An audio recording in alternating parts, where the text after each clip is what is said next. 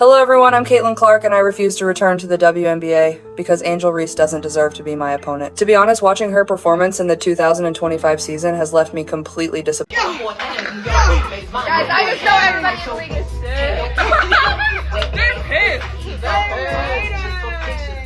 sick. What if the very future of women's basketball hinged on one player's next move?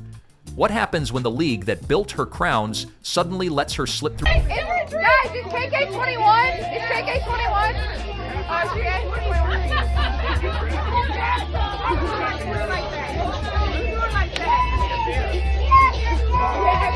Through its fingers? No matter how much the WNBA elevates its stars, it could have done even better. You messed it up. You messed it up. The league might have changed forever if Caitlin Clark had accepted an offer from Europe. I am never going to financially recover from this. Caitlin Clark's relocation to Europe appears imminent. Therefore, the WNBA is hurrying. Perhaps you should have thought about treating your huge star with a little more decency. Now, Caitlin will seriously harm the WNBA. And who would watch without CC? I know she will do her best. I know she's talented. But she's not strong enough and doesn't have enough experience right now to compete at this level. You are inexperienced and won't run the WNBA, so stop talking about things like that. After everything Caitlin endured this season, she blasted past broken records as if there were no tomorrow, leaving the WNBA in ruins. People peddled nonsense about things she was doing wrong when, in my opinion, all she did was play great basketball every night and ignore the hate coming from all sides. Caitlin had no choice but to follow this analysis. She needs a fresh start in a league that truly honors its top players and keeps them from being singled out. The constant animosity toward her is enough. Right side, now come back to your favorite spot again. Look at the NBA. When Jordan was ascending, the league saw that he was the dude, and Nike marketed the living daylights out of Michael Jordan. I want to be like Mike. Yet the battle between Bird and Magic still dominated headlines. Now, reports say Caitlin Clark has received an incredible contract to play in Europe and seems ready to accept. Despite all the attention, the admiration, and her undeniable impact, Caitlin has faced many challenges in the WNBA. From the league's failure to protect its star to its lack of proper support on the court, these issues have led to one of the most shocking career decisions we've ever seen.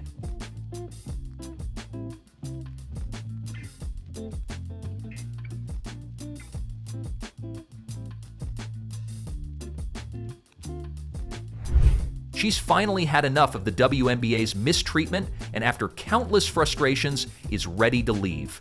The league could be rocked by her departure. Let's face it, Caitlin Clark hasn't always received the respect she deserves. Whether it's persistent harassment from other players, the lack of on-camp protection, or the league's seeming indifference, it's clear she's had enough. Whether she'll play or not. As Toulson misses on a three and Stephanie White gets a technical on the sideline. Look at Caitlin Clark give her a... From the moment her name was called on draft night, Caitlin Clark carried the weight of an entire league on her shoulders. Expectations soared, ticket sales spiked, but with that spotlight came physical gamesmanship that borders on bullying. Opposing defenders treated her like a piñata, swinging elbows and grappling at every opportunity. Instead of stepping in, referees often looked the other way. Rather than shielding its brightest star, the WNBA let the brutality continue unchecked, as if testing her resolve could make her stronger. Instead, it chipped away at her confidence and convinced her that seeking refuge elsewhere might be the only way to keep her body and mind intact. Shot clock violation. Weeks Timeout, Minnesota. Every night, Clark faced a new gauntlet. Screens that left her ankles shouting, drives that ended with flagrant fouls, and post plays that turned her into a human target. The league that claims to champion women's strength seemed content to let her absorb the punishment. It didn't matter that her three-point shooting had become a phenomenon, or that her passing acumen was reshaping offensive schemes. What counted was the stale acceptance of rough play, the casual shrug when she went down, and the hollow apology afterward. For a player upon whom so much relied, this wasn't just a lack of protection, it was a betrayal. It told her that the WNBA valued ratings more than her health, fame more than her safety. It suggested that bruised ribs and sprained ankles were acceptable collateral damage in the pursuit of spectacle. If Europe offered cushier endorsements, fewer games, and a court that didn't look so much like a battlefield? Yeah, well, I don't know about frustrations boiling over as more to just like making a point. Caitlin Clark's skyrocketing popularity created a paradox. The more indispensable she became, the more disposable she felt.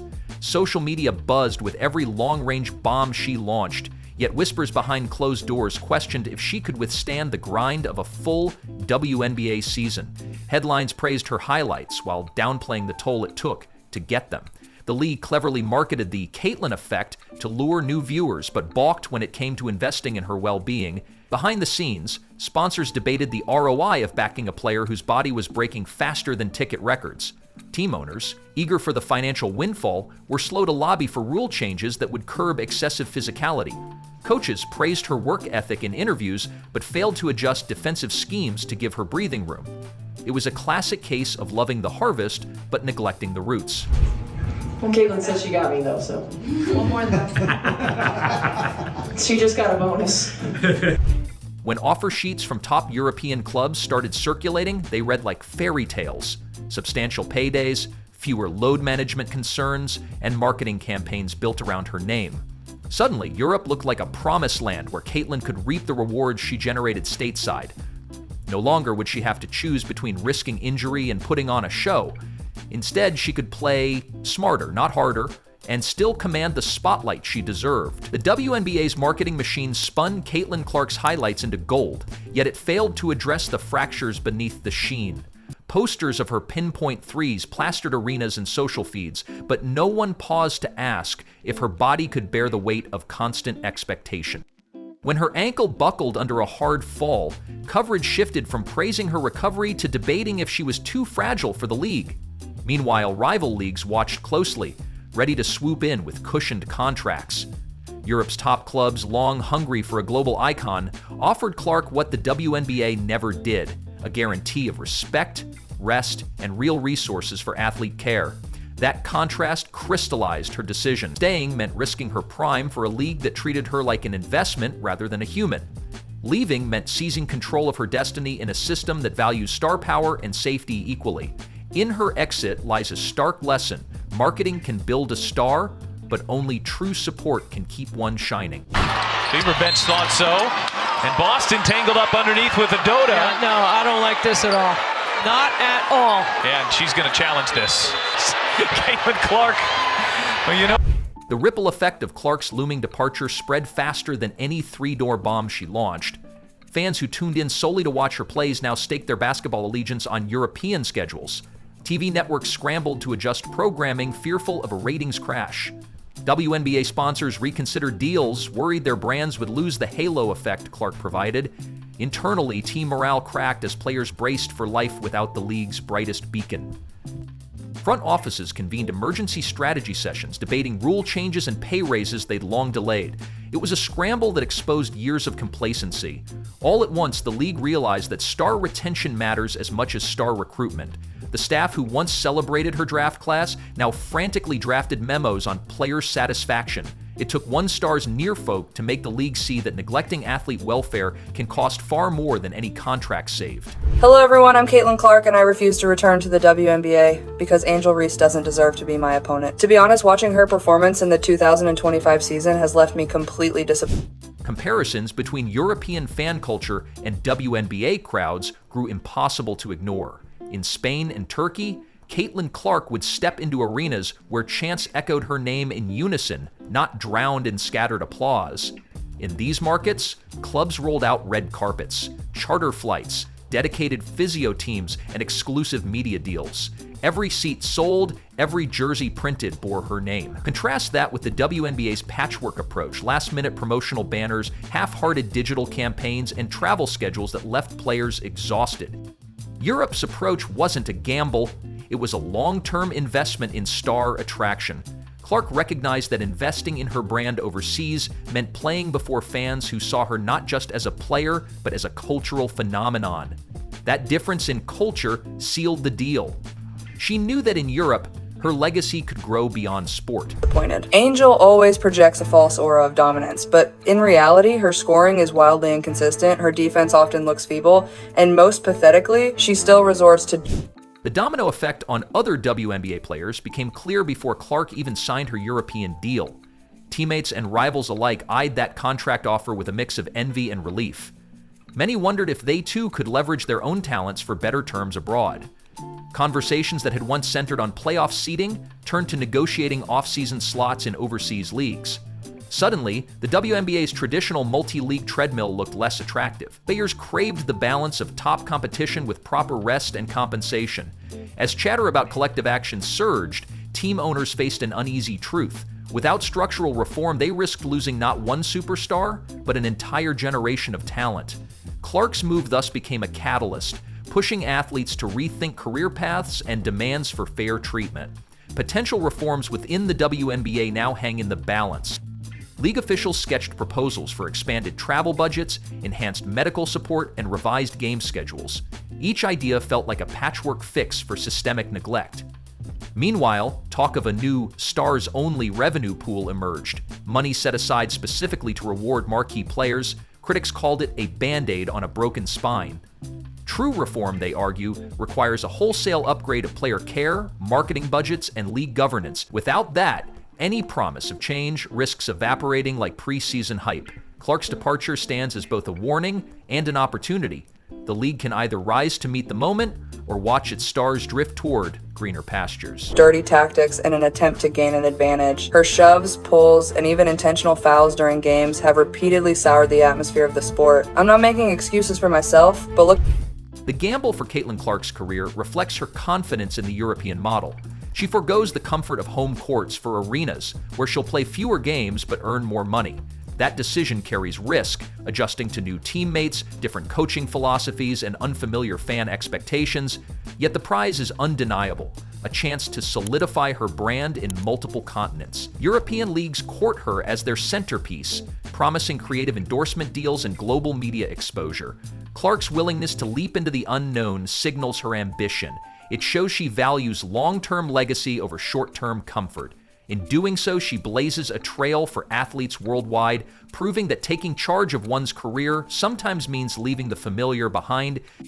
The bitter irony of Claire Clark's European leap is that it became the WNBA's wake-up call. For years, the league touted incremental gains, tiny pay raises, marginal schedule tweaks, token marketing efforts. Then, in a single stroke, their biggest success story walked away. That loss spotlighted every misstep: failure to address physical safety, lack of star-centered promotion, and systemic underinvestment in player welfare. Critics seized on the moment, questioning if the WNBA could remain relevant without its brightest face. The league now teeters between reinvention and decline. Will it evolve into a player-first organization that nurtures talent, or will it cling to outdated models that drove Clark, and soon many others, abroad? The answer could define women's basketball for a generation. Look at Angel's recent performances. There's nothing commendable about them. She doesn't win games with skill. She relies on cheap provocation and underhanded tactics. What baffles me even more is that referees always turn a blind... In the end, Caitlin Clark's move reverberates beyond basketball. It speaks to the power of agency in sports, reminding athletes that they hold leverage if they value themselves. It underscores that leagues must earn loyalty through action, not slogans. And it proves that global opportunity can outshine local tradition when tradition ignores the needs of its brightest stars. Clark steps onto European courts not just as a player, but as an agent of change. Her legacy will be measured not only by her points and assists, but by the doors she opened for those who follow. As for the WNBA, its next chapter depends on whether it learns from this crisis or repeats the errors of the past. The fallout from Caitlin Clark's exit keeps spiraling, and the WNBA's scramble looks more like a comedy of errors than crisis management. League executives fly into panic meetings, slamming fists on tables over spreadsheets that once sparkled with her name. Every PR stunt now feels hollow. Half-baked announcements about enhanced fan experiences can't mask the empty seats her departure leaves behind. Meanwhile, European clubs are throwing red carpets, literally rolling them out at airports as cameras flash. Blind eye to her actions, conniving her unsportsmanlike behavior. Every time she crosses the line, the refs seem to pretend not to see it, and that's become her shortcut to sustaining her scoring. As Clark settles into her new home, the WNBA clings to past glories, citing modest growth figures as proof of stability. But fans aren't fooled by stale statistics. They want stars on the court, not stats in a slide deck. Social media buzz tracks chatter about her next 3 kilo echo louder than any official league hashtag. Those who once streamed WNBA games for her highlights are now logging on to European feeds, spending their sports dollars overseas. This is why I paying Clark, bro. She does not back down to anyone. There's a lot of bumping. Got bumped for no reason, but she does not care. Caitlin Clark. Those eyes should frighten any player trying to mess. This exodus forces a reckoning. Either the league reinvents itself or watches its brightest names slip away one by one. Bold ideas like sabbaticals, split seasons, or cross-legal exhibitions floated in boardrooms must become reality, not corporate daydreams. If the WNBA truly values its athletes, it must act swiftly and decisively, no more half measures. Otherwise, Clark's leap will be remembered as the moment women's basketball hurt itself the most. Don't miss the next twist in this saga. Subscribe, like, and let us know if the WNBA can save itself.